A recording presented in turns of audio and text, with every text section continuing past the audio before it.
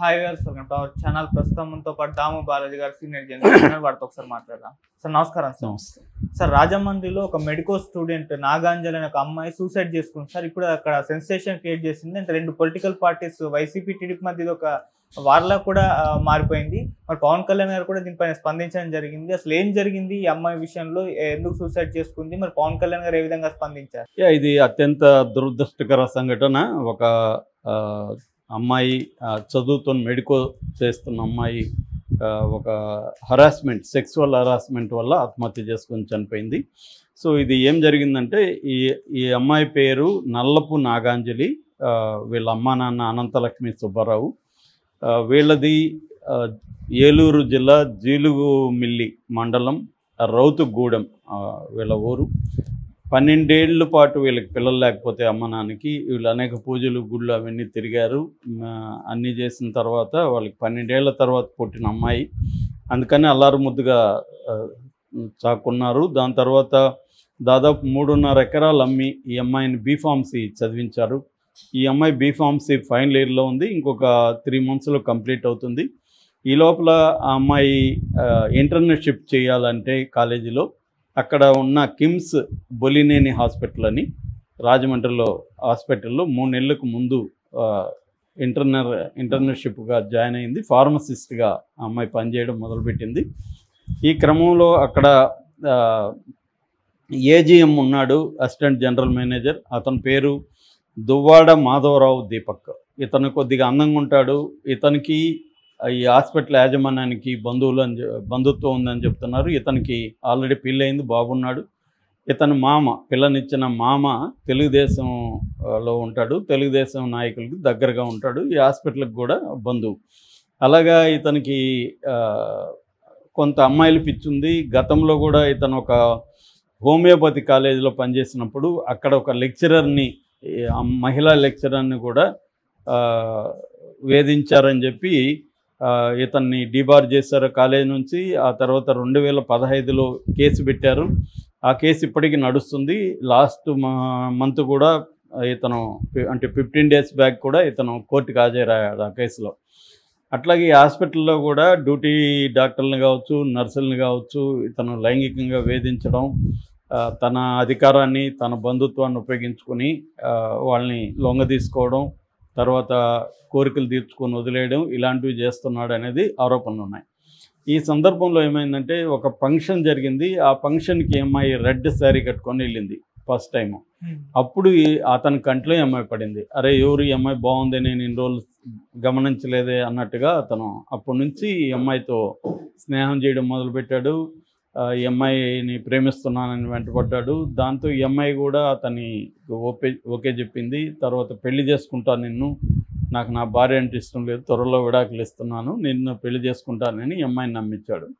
ఈ అమ్మాయి కూడా అతని, అంటే మామూలుగా ఏమవుతుందంటే, ఒక హాస్పిటల్లో ఒక అడ్మిన్ స్థాయిలో పెద్దవాళ్ళు ఉన్నప్పుడు కానీ, లేకపోతే ఆఫీసుల్లో బాసులు కానీ, ఇలాంటి వాళ్ళు వాళ్ళ పవర్ని, వాళ్ళ పొజిషన్ని ఉపయోగించుకొని కింది స్థాయి ఎంప్లాయీస్ని లైన్లో పెట్టడం అనేది జనరల్గా జరుగుతుంది.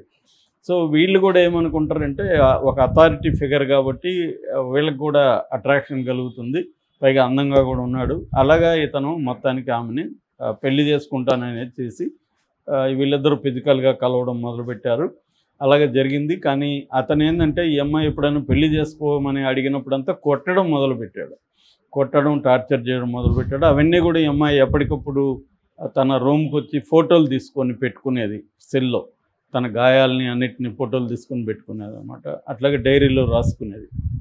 అలాగా ఈ అమ్మాయి, అంటే ఇతను, అంటే నేను ఇప్పుడు ఇతనికి యాంటీగా బయటకు వస్తే ఆయనకు ఒక భార్య ఉంది, కొడుకున్నాడు కదా, వాళ్ళ ఫ్యామిలీ ఇది అవుతుంది, మనం చేయకూడదు అని అమ్మాయి సహిస్తూ వచ్చింది. కానీ ఇది ఇతనిది ఎక్కువైపోయింది రాను రాను. లాస్ట్ మంత్ మే 23న ఈ అమ్మాయి ఫైనల్గా అడిగింది, నన్ను పెళ్లి చేసుకుంటావు లేదని. అతను చాలా బండబూతులు తిట్టాడు.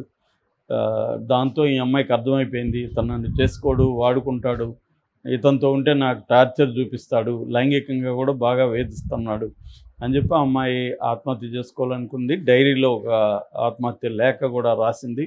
అందులో డీటెయిల్స్ అంతా రాసింది. సో ఇతనికి శిక్ష పడాలని కూడా కోరుకునింది. కోరుకొని ఏం చేసిందంటే ఒక అనస్థీసియా ఇంజెక్షన్ విబి అనే ఒక అనస్థీసియా 10 mg వేసుకుందని చెప్తున్నారు. అది ఓవర్ డోస్ కాబట్టి ఈ అమ్మాయి కోమాలోకి వెళ్ళిపోయింది. సో ఇది వీళ్ళ రూమ్మేట్స్ ముగ్గురు ఉంటారు. ఆ రూమ్మేట్స్ చూసి అదే హాస్పిటల్లోనే జాయిన్ చేశారు. ఫైనల్గా వెంటిలేటర్ మీద 12 రోజుల పాటు ఆమె పోరాడింది. పేరెంట్స్ అంతా కూడా ఏడుస్తూ రోజు అక్కడే కూర్చున్నారు. సో కానీ బతుకుతుందనే హోప్తోనే ఉన్నారు. కానీ మొన్న 2 రోజుల ముందు ఆమె కంప్లీట్గా మళ్ళీ దీంట్లోకి వెళ్ళిపోయింది. నిన్న చనిపోయింది. ఈ దీపక్ అనే అతన్ని ఈ కేసుని ఏమంటే ఈ హాస్పిటల్లో యాజమాన్యం సరిగా డీల్ చేయలేదు. మామూలుగా అయితే ఇలాంటివి జరిగినప్పుడు ఇమ్మీడియట్గా దీన్ని మెడికో లీగల్ కేసు పెట్టాలి, సెక్షన్ పెట్టి అతన్ని, ఎందుకంటే డైరీలో అమ్మాయి రాసింది కూడా. అట్లాగే వీళ్ళ నాన్న సుబ్బారావు కూడా కంప్లైంట్ ఇచ్చాడు, మా అమ్మాయి ఇలా చేసుకోవడానికి కారణం ఈ దీపక్ అని. కానీ దీపక్ని 27 వరకు అరెస్ట్ చేయలేదు, 23 జరిగితే ఈ లోపల వైసీపీ వాళ్ళు రంగంలో దిగారు. వాళ్ళు ఆందోళన చేయడం మొదలుపెట్టారు. వరుదు కళ్యాణి ఎమ్మెల్సీ ఆమె చాలా గట్టిగా పవన్ కళ్యాణ్ నిలదీసింది. నేను అండగా ఉంటాను, ఒక్కొక్కడు అమ్మాయిల జోలికి వస్తే తోలు తీస్తానని మాట్లాడతావు, ఇప్పుడు నువ్వు ఆ దీపక్ తోలు ఎందుకు తీయట్లేదని ఆమె కళ్యాణ్ ప్రశ్నించింది. దాంతో ఆమె చనిపోయినాక ఇప్పుడు కళ్యాణ్ స్పందించాడు. నిన్న పవన్ కళ్యాణ్ స్పందించి పోలీసులు సీరియస్గా తీసుకోవాలి అని చెప్పాడు. దీంతో ఒక్కసారిగా ఎప్పుడైతే వైసీపీ వాళ్ళు దీన్ని ఇష్యూ చేయడం మొదలుపెట్టారో ఒక్కసారిగా వీళ్ళు కూడా కదిలారు. అనిత కదిలింది. వీళ్ళు శవ రాజకీయం చేస్తున్నారని పవన్ కళ్యాణ్ కూడా వైసీపీ వాళ్ళని విమర్శించాడు. సో ఇప్పుడు వీళ్ళు కదిలి అతన్ని అరెస్ట్ చేశారు. కానీ ఇప్పటి వరకు కూడా 27న అరెస్ట్ చేస్తే ఈరోజు 5వ తేదీ మామూలుగా పోలీసులు అరెస్ట్ చేయగానే పిటిషన్ ఏమేస్తారు, కస్టడీ పిటిషన్ వేస్తారు. ఇప్పటి వరకు కూడా కస్టడీ వేయలేదు, వేస్తామని చెప్తున్నారు అనేది అంటున్నారు. సో కస్టడీ పిటిషన్ వేయాలి, దీన్ని సమగ్రంగా విచారించాలి. నిజంగా సమగ్రంగా విచారిస్తారా అనేది, ఎందుకంటే వీళ్ళు పేదలుగా కనిపిస్తున్నారు ఈ అమ్మాయి వాళ్ళు. అతనేమో రిచి అండ్ అధికారంలో ఉన్న తెలుగుదేశం పార్టీకి దగ్గరగా ఉన్న వ్యక్తులు. ప్లస్ హాస్పిటల్ కూడా బొల్లినేని అనగానే అర్థమవుతుంది కమ్మసాని. సో ఈ స్థాయిలో ఉన్నప్పుడు వాళ్ళ రెప్యుటేషన్ కోసం అతన్ని కాపాడతారా, లేకపోతే అతనికి శిక్ష పడేదానికి వీళ్ళు కోఆపరేట్ చేస్తారో చూడాలి. ఎందుకంటే గతంలో కూడా పవన్ కళ్యాణ్ మనకి సుగాలి ప్రీతి విషయంలో ఇప్పుడు అంటున్నాడు కానీ ఆయన శవ రాజకీయాలని, పవన్ కళ్యాణ్ చేసినది కూడా అదే కదా. ఎవరైనా ప్రతిపక్షాల పని ఏదైనా ఒక అన్యాయం జరిగినప్పుడు పోరాడాలి, శవమా గేవమా అనేది పక్కన పెడతారు. అందరూ అదే పని చేస్తారు. వైసీపీలో జరిగినప్పుడు తెలుగుదేశం కానీ ఇదే పవన్ కళ్యాణ్ కానీ అనేక చోట్ల పోయి చేయలేదా? ఇష్యూ ఏంటంటే వాళ్ళు ఏం చేస్తున్నారు అనేది కాకుండా మనం ఏం చేస్తున్నాం, అధికారంలో ఉన్నాం, మనం ఏం చేస్తున్నాం అనేది ఇంపార్టెంట్. సుగాలి ప్రీతి విషయంలో 8 నెలలు అయింది ఇతను హామీ ఇచ్చి, అంటే అధికారంలోకి వచ్చి 10 నెలలు అయింది. ఇప్పటికి కూడా సుగాలి ప్రీతి విషయానికి సంబంధించి సిబిఐ కూడా విత్డ్రా చేసుకునింది. కానీ పవన్ కళ్యాణ్ దాని మీద నోరు మీద పట్టలేదు. ఒకప్పుడు దాని మీద పెద్ద ఉద్యమం చేశాడు పవన్ కళ్యాణ్. సో ఇదేంటంటే అధికారంలో ఉన్నప్పుడు ఒక రకంగా బిహేవ్ చేయడం, ఇష్యూల్ని దేనైనా వాడుకోవడం కనపడుతుంది. కానీ నిష్పక్షపాతంగా ఈ కేసులో న్యాయం జరుగుతుందా ఈ నాగాంజలికి అనేది డౌటే. ఎందుకంటే అవతల రాజకీయాలు ఉన్నప్పుడు ఇది మెల్లగా నీరుగారు చేస్తారు పోలీసులు, హాస్పిటల్, ఇదంతా కూడా. రెండోది అదే హాస్పిటల్లో వైద్యం సరిగా అందిందా లేదన్న డౌట్లు కూడా చాలామందికి వస్తున్నాయి. సో ఇంకొక డౌట్ ఏంటంటే ఈ అమ్మాయికి అసలు ఇంజక్షన్ ఈ అమ్మాయి వేసుకునిందా, అతనే వేసాడా బలవంతంగా అనేది కూడా ఒక డౌట్ ఉంది. వాళ్ళ నాన్న ఎక్స్ప్రెస్ చేస్తున్నాడు. అట్లాగే ఈ అమ్మాయి రూమ్మేట్స్ 3 మాయమైపోయారని చెప్తున్నారు. ఆ 3 మరి ఎక్కడికి పోయారు, ఆ 3ని పోలీసులు విచారిస్తున్నారా లేదా, హాస్పిటల్ యాజమాన్యమే ఆ 3ని పంపించేసిందా, ఇలాంటి డౌట్లు వస్తున్నాయి. యాక్చువల్గా ఇది వర్క్ ప్లేస్ హరాస్మెంట్ అంటారు, వర్క్ ప్లేస్ డెత్ అని చెప్పచ్చు మనం.